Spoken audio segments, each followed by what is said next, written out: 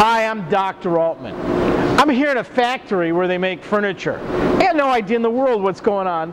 Let's talk to one of the engineer CAD operators here, my brother, Jim Altman.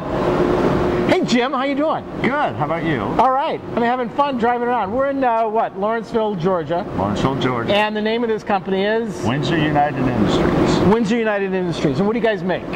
We make fixtures and sales counters and fountain counters. So furniture.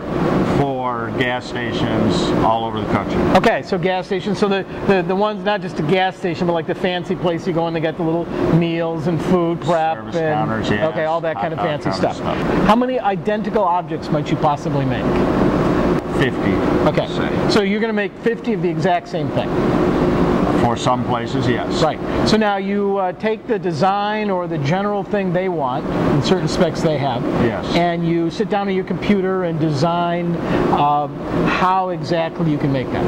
Right. All right. And then you send that to, now do you send the program to this guy who does the cutouts, or does somebody else write that program? No, I do that as well when we need those, yes. All right, so he cuts it out. And then there's different parts of finishing, and then these guys have to put it together. Yes. All right, now you've got only two different ways I've seen of putting these things together. And this is the question. You got all this really neat stuff. How do you keep it from falling apart? You can't just stack it together. It's obviously it has to be held. It has to be held together. So you've got, I saw three different things. The nail gun. The nail gun. So they got the nail gun. The screw gun. Okay, you got the screw gun. What was the third one you used? Well, they were putting out hardware, and they used a screw gun, but it was a totally different kind of screw. Yeah, we use a smaller screw. It depends on whether we're doing construction or mounting hardware. Okay, we'll get to that in a second. The smaller screw. Okay, all right. All right, Jim. Now, you can tell he's my brother because of the family hairline. Thanks, Dad. Appreciate that. At any rate, you've got all these pieces of wood, and we want to hold them together. The material is all cut out. Yes. All the pieces are cleaned, and then it has to be assembled. And you've got a variety of assembly stations.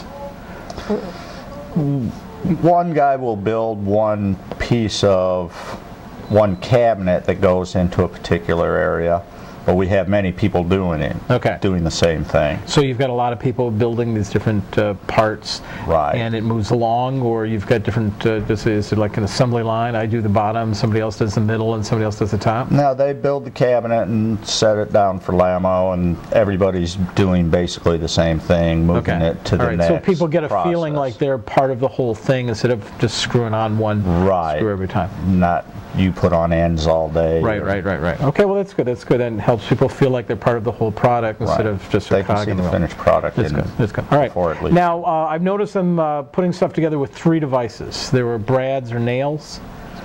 We have nails and staples. All right, staples. Now a staple is just a straight piece of material, and it goes in a little bit of distance. Yes. Okay. How does a nail actually hold something together?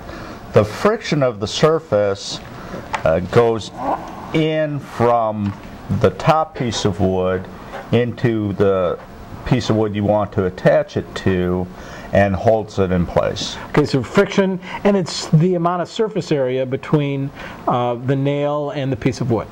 Yes. All right, now we deal with coefficient of friction, but you're dealing with the same materials all the time, so that's never a factor for you. It's never a factor. You're always nailing it into the same material. Right. Okay, now in some cases they use a screw. There's a screw being used instead of a nail. What situations would require it to be held together with a screw, which I assume holds it together tighter? Nails are designed to hold it together, or what we use them for, we hold the thing together so it stays in place. And then screwed? And then screwed. Oh, so everything is nailed and then screwed. And screwed. Okay, I like that. All right, so now so you're using the nails to keep them in place, and then the screws to hold it together. Why don't you just leave the nails? Wouldn't it be cheaper to just nail it together and ship it off that way? Well, no, because the screws have a greater surface area, so they provide more friction to hold it together. Okay, so the nails wouldn't be strong enough to keep it together. under use? No, not under use it wouldn't. Okay.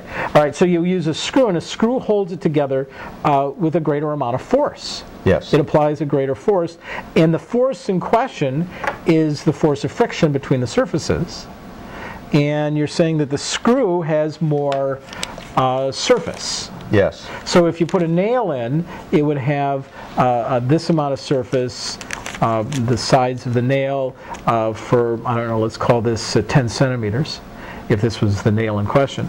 But if we were to replace it with a screw, that thread that we put in would actually provide a greater amount of surface area. Yes. Okay. Correct. All right. And if we put it in with one of these kind of screws, it would produce, for the same linear distance, it would produce a huge amount of surface area. And you could actually tell by counting the number of threads on a screw how strong it is. Is that That's correct. Okay, now the fittings, the metal parts, are held on with a different kind of screw.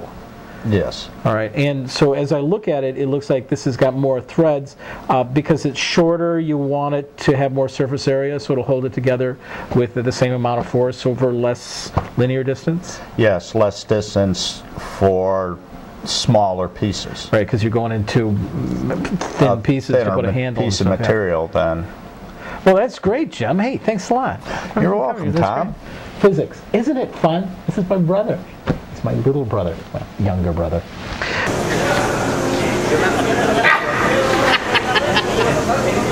A lot of work into that.